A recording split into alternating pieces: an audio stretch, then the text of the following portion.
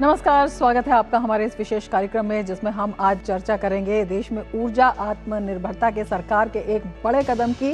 जी हाँ, एथेनॉल मिश्रित petrol EBP programme Bharat की प्रमुख ऊर्जा पहलों में से एक है। इसका मकसद देश में बने गैर पारंपरिक तेल का अधिक इस्तेमाल करके ऊर्जा सुरक्षा को और बेहतर बनाना है, किसानों की मदद करना है और पर्यावरण को होने वाले नुकसान को कम करना है। भारत में एथेनॉल मिश्रित पेट्रोल यानी E20 को लेकर चर्चा तेज है इस वक्त। एक और इसे सरकार ऊर्जा आत्मनिर्भरता बढ़ाने, किसानों को नए अवसर देने और पर्यावरण संरक्षण की दिशा में महत्वपूर्ण कदम बता रही है। वहीं दूसरी ओर वाहन सुरक्षा, ईंधन की कीमत और पुराने वाहनों पर इसके प्रभाव को लेकर भी कई सवाल उठ रहे हैं। आज की चर्चा में समझेंगे कि E20 इथेनॉल मिश्रित पेट्रोल क्या है, इसकी जरूरत क्यों पड़ी, इसके प्रमुख लाभ और इससे जुड़ी चिंताओं के पीछे कितनी वास्तविकता है, और साथ ही ये भी जानेंगे कि सरकार और वाहन उद्योग ने इन सवालों पर क्या स्पष्टीकरण दिए हैं। मैं हूं रमा त्यागी, मेरे साथ जुड़ेंगे खास मेहमान भी।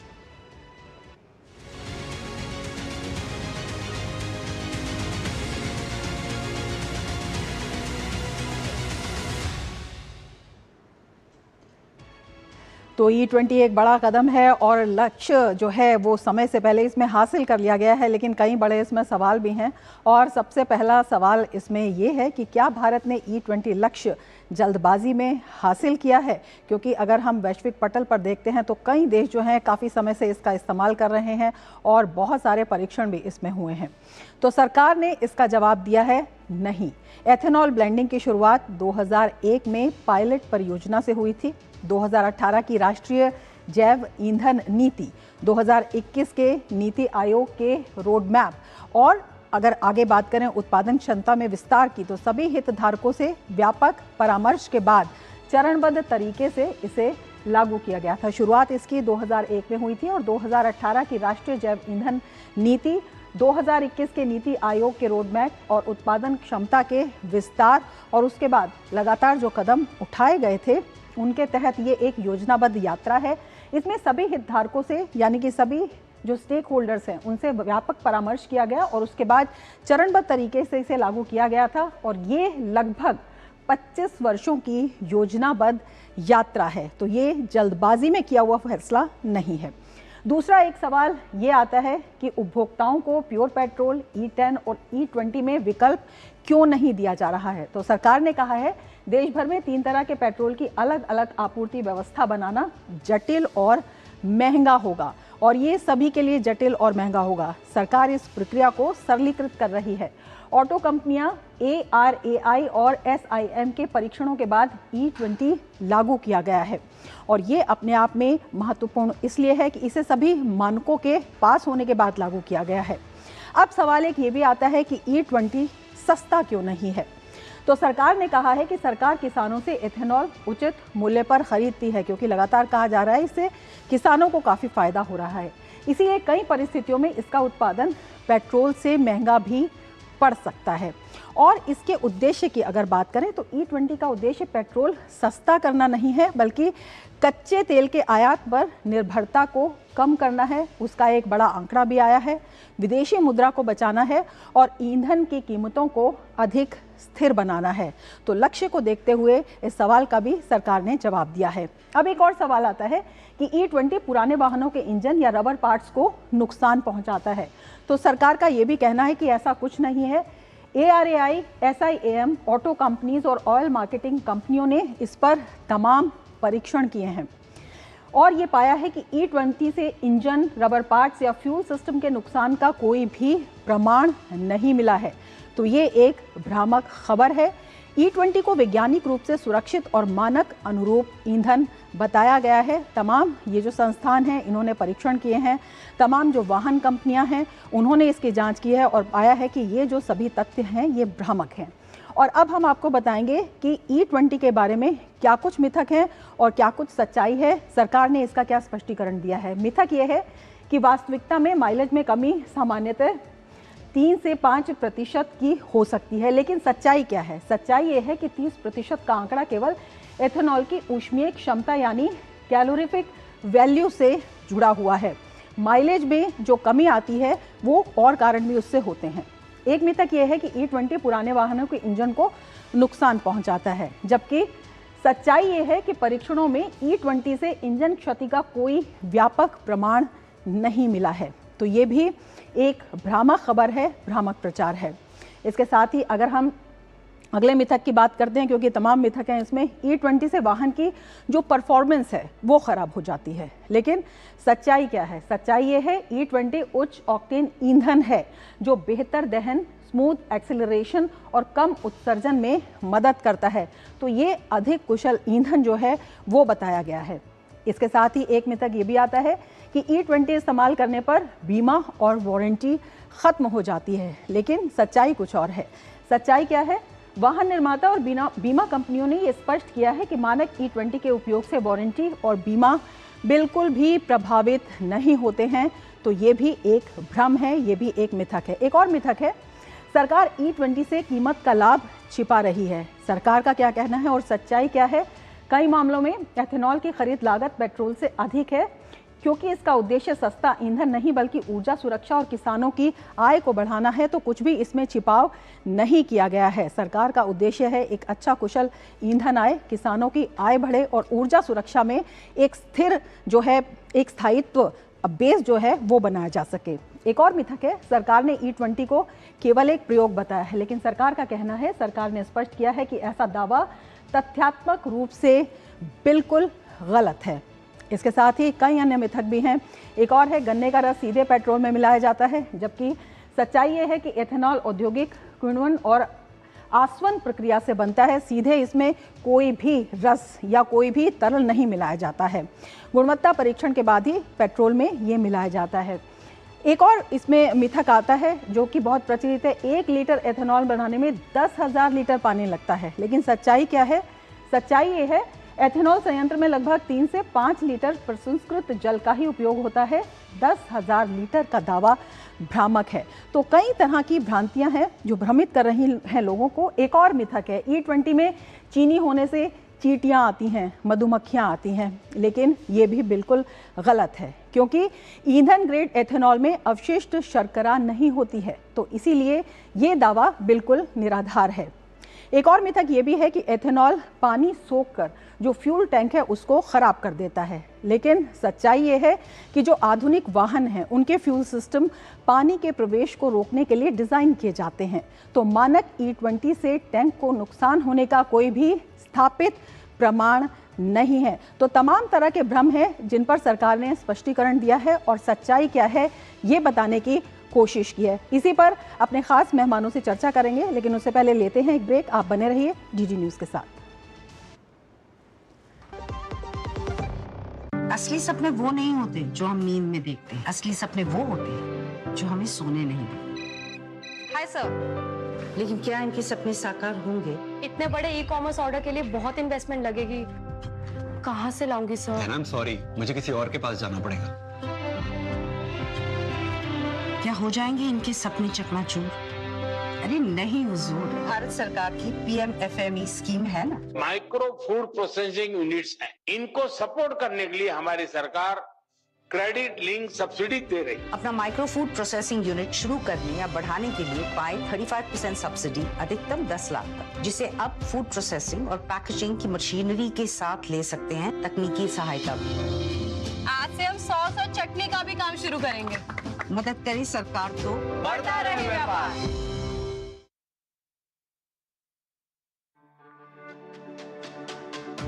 मेरी पसंद, मेरी पसंद, मेरी पसंद, मेरी पसंद,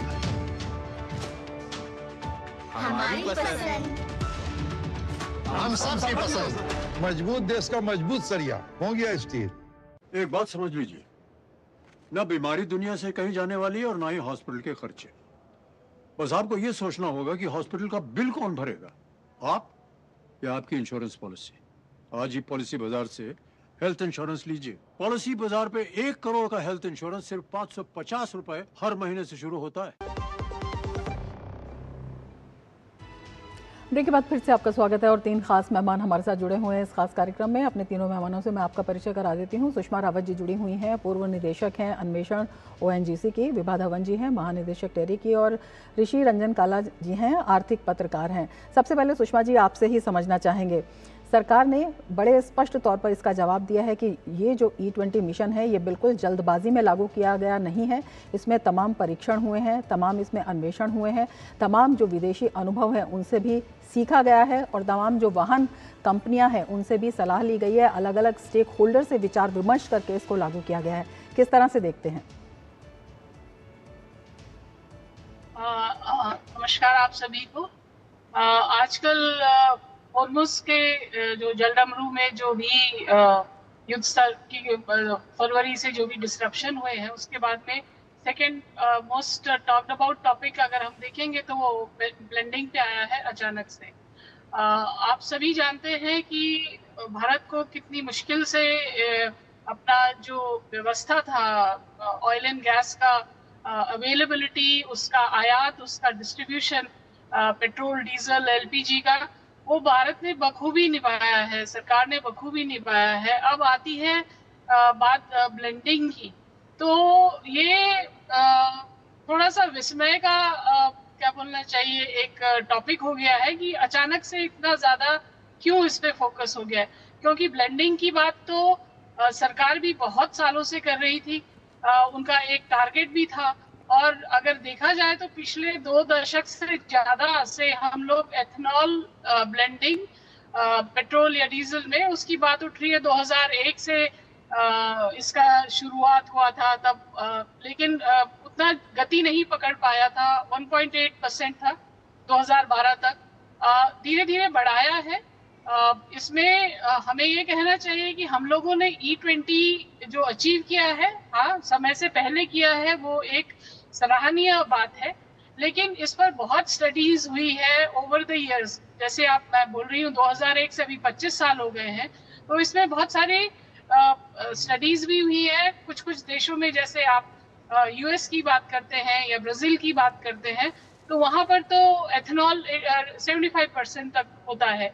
रही बात की ये एकदम से लिया गया एक निर्णय ऐसे तो नहीं है। 2023 में हमने देखा नीति आयोग की एक पूरी कमेटी बैठी थी, उसके बाद जो जैसे मारुति सुजुकी का अगर आप डिपार्टमेंट बोलते हैं या हीरो मोटोकॉर्प का बोलते हैं, उन सब लोगों ने इसको अध्ययन किया है और उसके बाद ही विचार विमर्श के बाद ही जो इसका परसेंटेज है एथेनॉल का पेट्रोल में उसके साथ में मिक्स करने का वो निर्णय लिया गया। विभा जी भी हमारे साथ मौजूद हैं। विभा जी, आपसे समझना चाहेंगे 2001 से जो है ये कार्यक्रम शुरू हुआ था। अगर हम 2014 से पहले की बात करते हैं तो जो 5% था वो लागू था और उसके बाद सरकार ने ये भी तर्क दिया है कि 2014 के बाद से ये भी देखा गया कि इसकी जो क्षमता है और क्षमता के अनुसार जो इसका उत्पादन है और जो डिमांड है उसके हिसाब से उसे कैसे बढ़ाया जाए।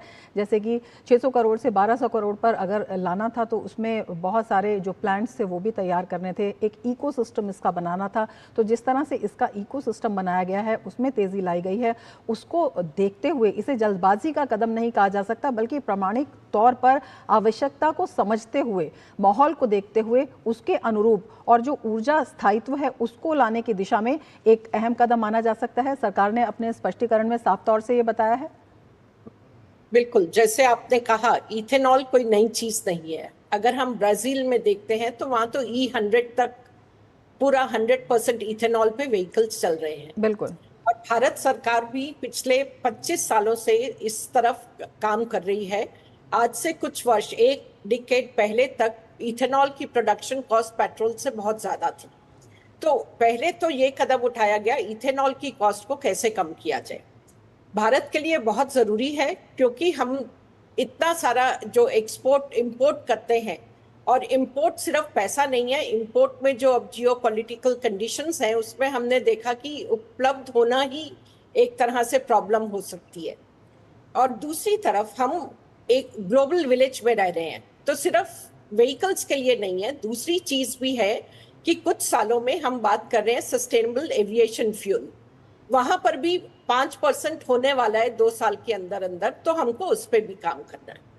तो इथेनॉल इंट्रोड्यूस करना है या नहीं, इसमें 2 सवाल नहीं है। इथेनॉल इंट्रोड्यूस बिल्कुल करना है और पूरी दुनिया में। और एक सब जो आपने अभी टच नहीं किया जो पॉइंट, और वो है एयर पोल्यूशन का। क्योंकि जब इथेनॉल बर्न होता है तो carbon dioxide GHG emissions petrol से बहुत कम होते हैं। और दिल्ली जैसे शहर में जहां इतने व्हीकल्स हैं वहां पर ये बहुत जरूरी है कि एमिशंस को कम किया जाए ताकि हम हवा से सांस तो ले पाए। तो जरूरत की बात करें तो वो बहुत जरूरी है।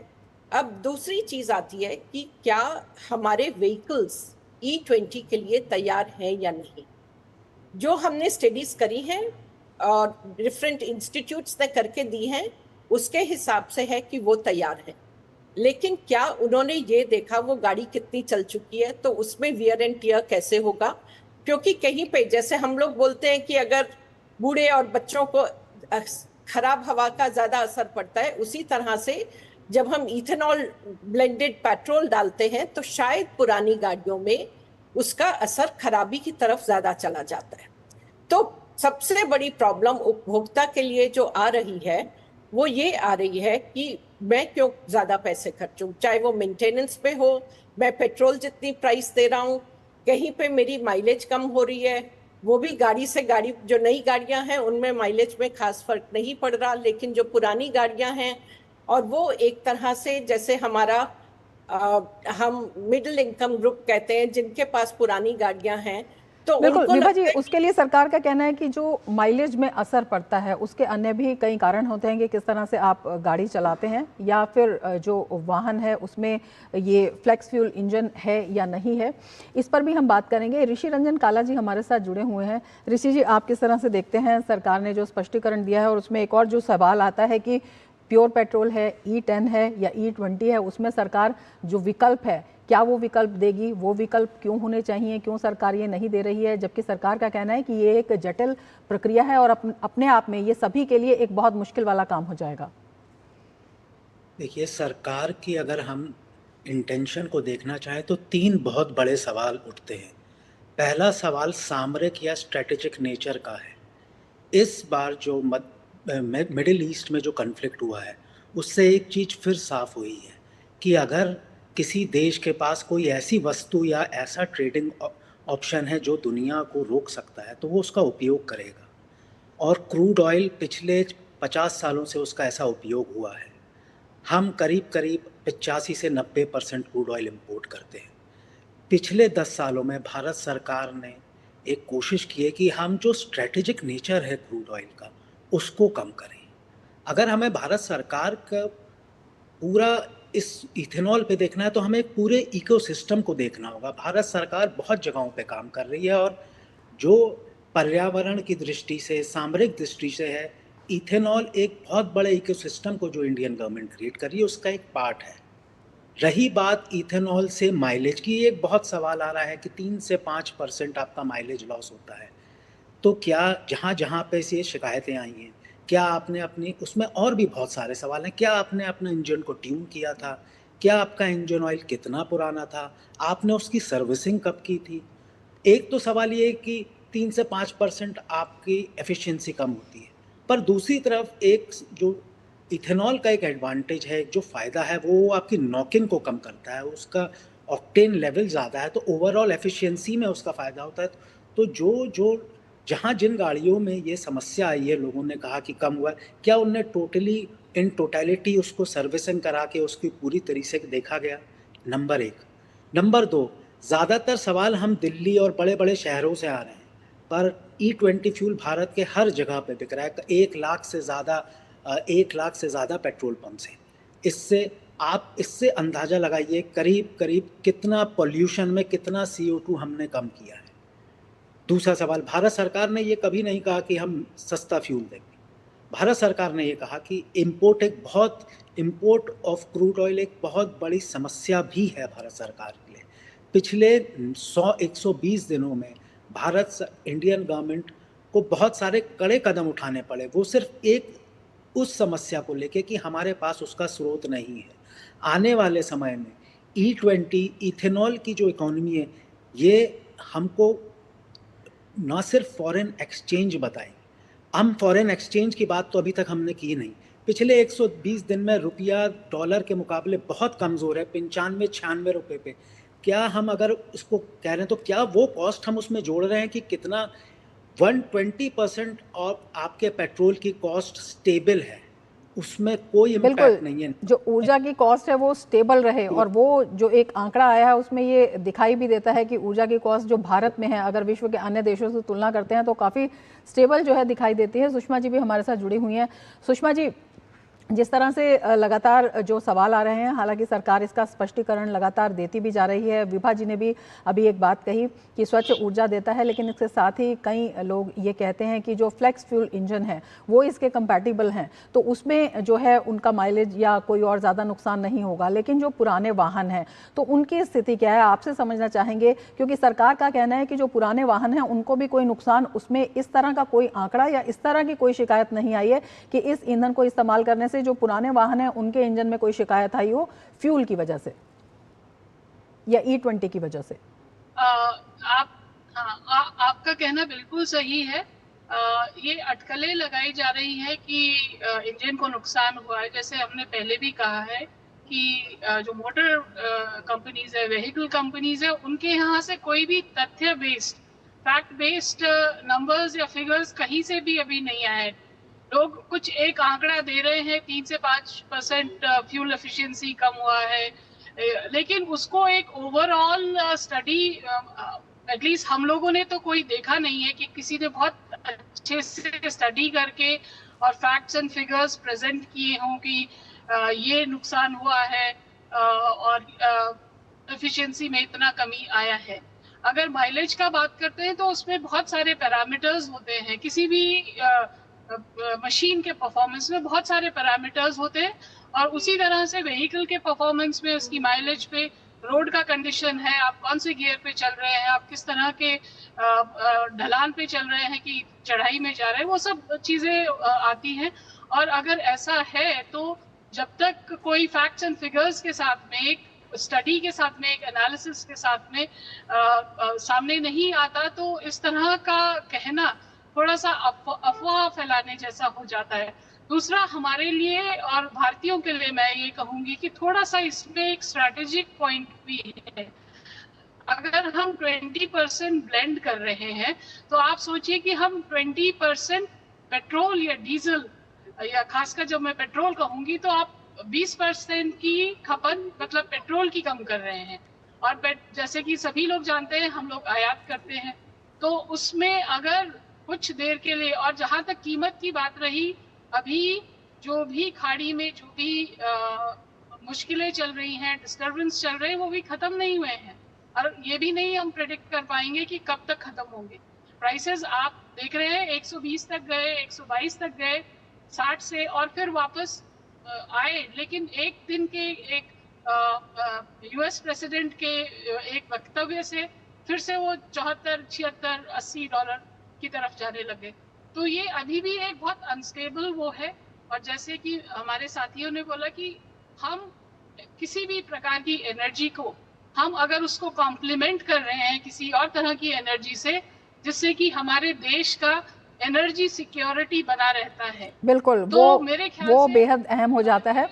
विभा जी भी हमारे साथ जुड़ी हुई हैं। विभा जी, जिस तरह से आप बता रही थी कि कम उत्सर्जन में इससे मदद मिलती है और ये पर्यावरण संरक्षण को देखते हुए भी बेहद अहम भूमिका निभाता है, इसके साथ ही अगर इसको ईंधन की बात करते हैं तो इसको ज़्यादा कुशल ईंधन भी कहा जा रहा है, क्योंकि इसमें जो ऑक्टेन है वो उच्च मात्रा का है, और इसमें जो दहन है या स्मूथ एक्सेलरेशन जो है इसकी काफ़ी अच्छी खूबियों में शामिल होता है। इसको देखते हुए, और जिस तरह से सुषमा जी भी बता रही हैं कि देश में आज वैकल्पिक ऊर्जा स्रोतों की जिस तरह से ज़रूरत है, उसमें ये सरकार का कितना बड़ा महत्वपूर्ण कदम दिखाई देता है हरित ऊर्जा की जब हम बात करते हैं।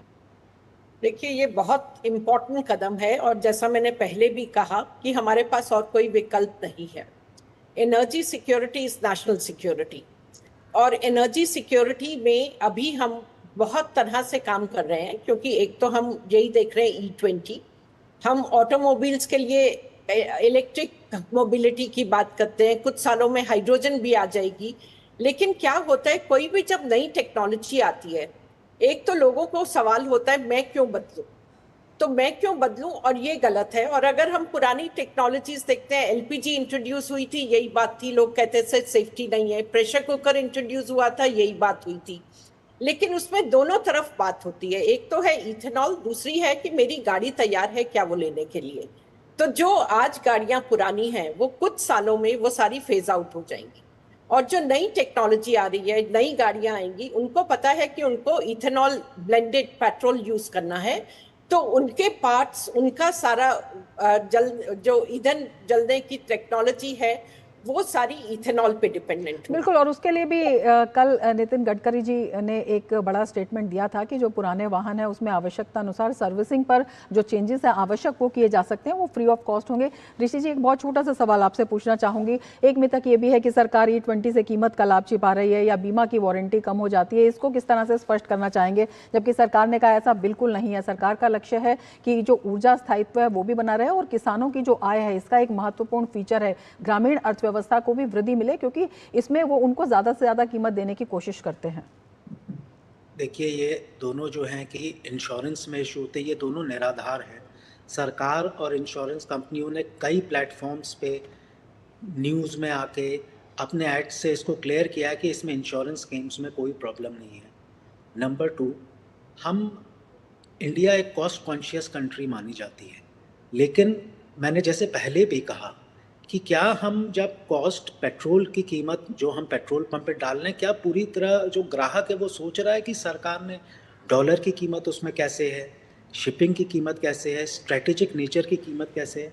हम सब एक बात हमें याद रखनी चाहिए, भारत बहुत जल्दी एक डेवलप्ड कंट्री की तरफ जा रहा है। हमारी रिक्वायरमेंट एनर्जी की बहुत ज़्यादा है। बिल्कुल, बेहद महत्वपूर्ण बात आप ये बता रहे हैं। सुषमा जी आपका, ऋषि जी आपका और विभा जी आपका बहुत शुक्रिया हमसे जुड़ने के लिए। तो सरकार ने ये स्पष्ट कर दिया है कि ये एक स्वच्छ ऊर्जा है, ये एक साइंटिफिक तरीके से प्रमाणित ऊर्जा है और इसमें किसी तरह का छिपाव नहीं है, किसी तरह का नुकसान नहीं है। सरकार का उद्देश्य है कि जो ऊर्जा स्थायित्व है वो जो है देश में बना रहे और इसके साथ वैकल्पिक ऊर्जा के जो विकल्प हैं उसमें एक ये बड़ा कदम बताया जा रहा है। उसके साथ ही पर्यावरण संरक्षण और ग्रामीण अर्थव्यवस्था को भी इससे एक बड़ा मिलता है। इसके साथ ही चर्चा में फिलहाल इतना ही। दीजिए इजाज़त, नमस्कार।